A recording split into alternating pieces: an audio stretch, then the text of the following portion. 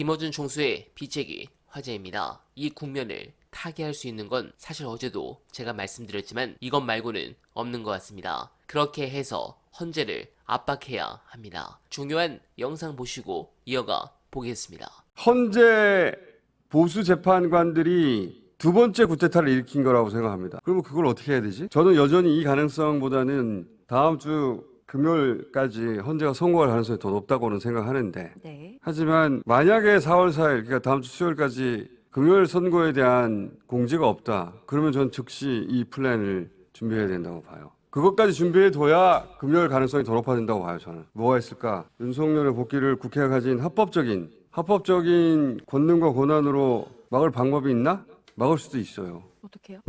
근데 그러면 우리가 지금까지 한 번도 본 적이 없는 상황이 될 수도 있어요. 예를 들면 국무위원들 5명을 추가로 네. 탄핵하는 거예요. 그럼 3분의 2가 넘지 않아서 국무회의 의결을 할 수가 없어요. 그럼 법안 통과가 안 돼요. 네. 법안 통과가 안 되니까 15일 후면 자동으로 법안이 선포되는데 그 선포 권한을 국회의장이 가져요. 그러면 특검법 통과시키는 겁니다. 특검을 다시 하는 거예요. 특검 다시 윤석열 구속시키는 거예요, 다시. 그리고 국무회의 의결을 할 수 없으니까 2명의 헌재 재판관도 임명할 수가 없어요. 그게 교착 상태가 되는 거예요. 대선에 들어갈 수도 없고, 그리고 윤석열이 복귀하지도 않고, 이거는 뭐 한 번도 가본 적이 없는 길이라 수많은 사람들이 혼란스러워하고 난리법석이겠죠. 근데 둘 중에 하나 선택해야 되는 거 아닌가요? 윤석열 복귀를 그냥 지켜볼 것이냐, 아니면 제가 말한 이런 방법 외에도 여러 가지 방법이 있을 수 있는데 뭐 지금까지 걸어보지 못한 새로운 길을 계속 걷고 있으니까. 그런 선택의 기로에 설 수도 있어요. 그런데 그런 보관들이 있어야 된다고 보는 거죠. 그렇게 가야 된다가 아니라 그런 보관이 있어야 된다. 그 시나리오를 다 검토해봐야 된다. 법적으로도 검토하고. 그것까지 각오하고 대비해야 그 정도 결기여야지 저는 윤석열 탄핵도 가능하다고 봅니다. 헌재의 선의를 가지고 기다려주는 거는 다음 주 금요일까지가 마지막이라고 봐요, 저는. 지금도 이미 들썩들썩해요. 근데 저는 다음 주 금요일까지는 저는 개인적으로 기다려야 된다고 보는데 기다리는 건 기다리는 것이고 그 사이에 준비할 것을 준비해야 된다고 봐요.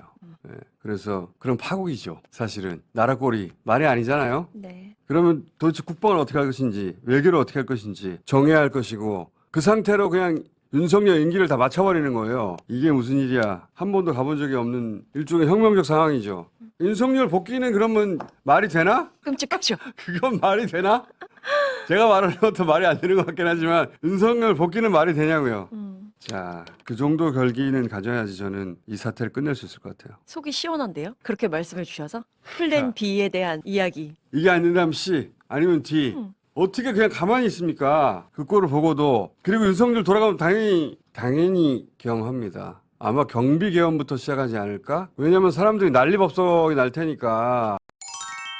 네, 공감합니다. 개인적으로 저는 지금이라도 마흔여 미임명으로 5대3 기각이 나오면 이건 절대 인정 못한다고 미리 선언은 해야 합니다. 이걸로 역풍불리는 전혀 없습니다.